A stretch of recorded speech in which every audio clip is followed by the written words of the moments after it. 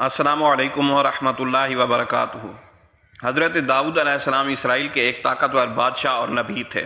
طالوت کی طرف سے جالوت سے لڑے، آپ نے جالوت کو قتل کر دیا اور اللہ نے آپ کو بادشاہی اور نبوت عطا فرمائی۔ آپ پر اللہ تعالیٰ نے زبور کو نازل کیا جو کہ ایک آسمانی کتاب ہے، اور آپ کی آواز نہایت ہی پرتاثیر تھی جسے اللہ نے داؤدی بھی کہا جاتا ہے۔ اللہ نے آپ کو ایک فرزند سلیمان علیہ السلام کی صورت میں عطا فرمایا۔ قرآن نے آپ کو خلیفۃ الارض بھی کہا ہے۔ آپ سے قبل یہ اعزاز صرف آدم علیہ السلام کو حاصل تھا۔ بائبل میں آپ کے مفصل حالات ملتے ہیں، لیکن بائبل کا ڈیوڈ داؤد نہیں بلکہ وہ صرف ایک بادشاہ تھا۔ بائبل کے مطابق خدا نے اس سے کلام کیا تھا، لیکن عام انسانوں کی طرح اس سے بھی خطا سرزد ہوئی۔ اس نے حتیٰ ادریا کی بیوی سے صحبت کی جس سے حاملہ ہو گئی۔ اس نے ادریا کو جنگ میں جان بوجھ کر مروا دیا اور پھر اس کی بیوی سے شادی کر لی۔ اس کے اس فعل سے خداوند ناراض ہوا۔ مسلم مورخین اور مفسرین نے بھی داؤد کے حالات تفصیل سے لکھے ہیں، جن کا بیشتر حصہ تھوڑے اختلاف کے ساتھ بائبل اور اسرائیلیات سے ماخوذ ہے۔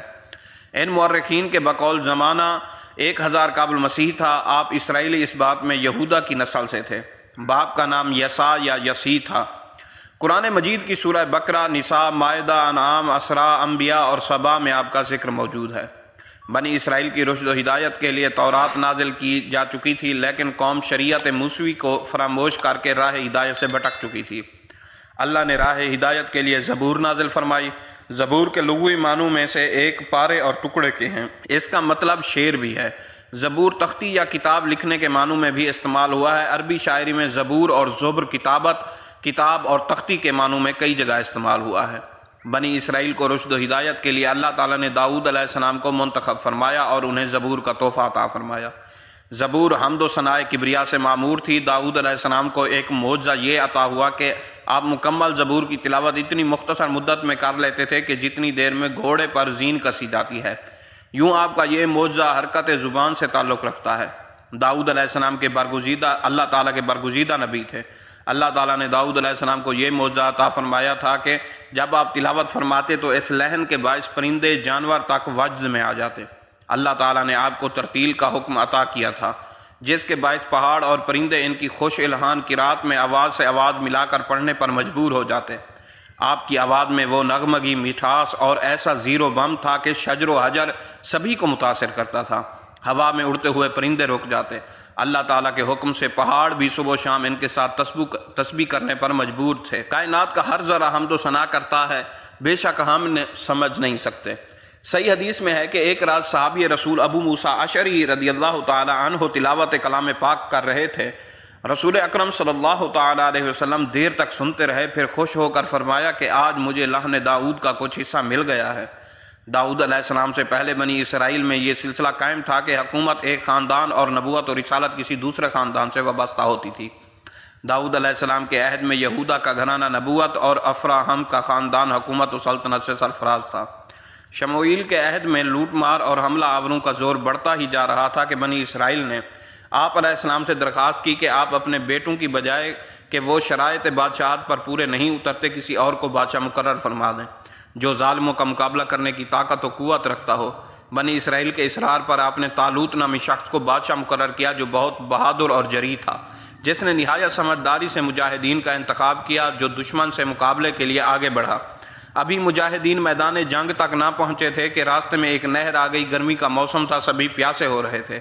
طالوت نے اپنے مجاہدین کی صبر و برداشت اور ہمت و حوصلہ آزمانے کی خاطر حکم دیا کہ کوئی بھی ایک چلو سے زیادہ پانی نہ پیے۔ چند ایک کے سوا سبھی نے حکم عدولی کی۔ پھر جب طالوت فوجیں لے کر باہر نکلا تو اس نے کہا، یقیناً اللہ تم کو ایک نہر سے آزمائے گا۔ جس نے اس کا پانی پی لیا وہ میرا نہیں، اور جس نے اس کا پانی نہ چکھا وہ میرا ہے، مگر ہاں جو اپنے ہاتھ سے ایک چلو بھر لے۔ پھر ان میں سے سوائے چند کے سب نے اس سے پانی پی لیا۔ لشکر میدان جنگ پہنچا۔ وہ جنہوں نے جی بھر کر پانی پیا تھا خود میں مقابلے کی طاقت نہ پا کر الگ ہو گئے کہ یہاں ان کا مقابلہ جالوت نامی بہت قوی اور دیو ہیکل شخص سے تھا۔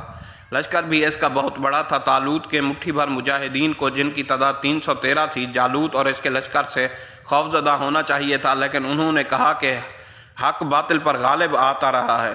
قلیل مجاہدین نے کفار کی کثیر تعداد پر فتح پا لی۔ فلسطین کا حکمران جالوت اپنی طاقت اور کثیر لشکر کے زوم میں بنی اسرائیل کو ہر صورت میں غلام بنانے پر تیار تھا۔ طالوت مقابلے کی سخت نہ رکھتا تھا اور پریشان تھا۔ مجلس مشاورت بلوائی گئی اور وہاں یہ تجویز منظور کی گئی کہ بنی اسرائیل کا جو جوان جالوت سے مقابلہ کر کے اسے ہلاک کر دے گا، اسے نہ صرف نصف سلطنت کا مالک بنا دیا جائے گا بلکہ سردار طالوت اپنی خوبصورت بیٹی انیا کی شادی بھی ایسے کر دیں گے۔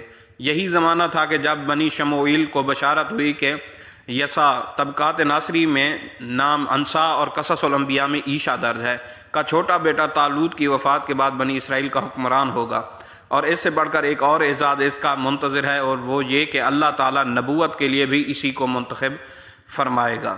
داؤد علیہ السلام مستقبل کے اس خوبصورت لیکن ذمہ دار دور سے بے خبر جنگلوں میں بھیڑ بکریاں چراتے رہے اور ساتھ ساتھ اپنے دل پسند مشغلے میں ماہر رہے۔ داؤد علیہ السلام فلاخن چلانے میں مہارت رکھتے تھے۔ ان کے پاس ہمہ وقت ایک لاٹھی، فلاخن اور ایک تھیلی میں چھوٹے چھوٹے پتھر ہوا کرتے تھے۔ ان کے فن نشانہ بازی میں مہارت کا علم بنی اسرائیل کو بھی تھا۔ وہ کہا کرتے تھے کہ داؤد علیہ السلام کے فلاخن کا نشانہ بننے والی چیز ریزہ ریزہ ہو جاتی ہے۔ ان کی بہادری کے قصے بھی مشہور تھے۔ یہ بات بھی عام تھی کہ وہ جنگل میں شیر پر سواری کیا کرتے تھے۔ ایک روز وہ بکریوں کو لے کر جنگل کی طرف جا رہے تھے کہ ایک پتھر سے آواز آئی، اے داؤد، وہ پتھر ہوں جس سے ہارون علیہ السلام نے اپنے دشمن کو قتل کیا تھا، مجھے اٹھا لیجئے، میں کسی دن آپ کے کام آؤں گا۔ داؤد علیہ السلام کی حیرت فطری کا امر تھا۔ بہرحال وہ پتھر کی فرمائش رد نہ کر سکے اور اسے اٹھا کر اپنے تھیلے میں ڈال دیا۔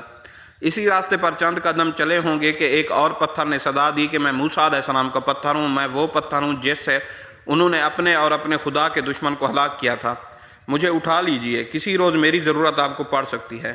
داؤد علیہ السلام حیرت زدہ تھے کہ ایک عرصے سے ان کا جنگل میں آنا جانا لگا رہتا ہے، لیکن کبھی ایسا نہیں ہوا جو کچھ آج ہو رہا ہے۔ اسی فکر میں وہ چلے جا رہے تھے کہ ایک اور پتھر کی آواز نے انہیں رکنے پر مجبور کر دیا۔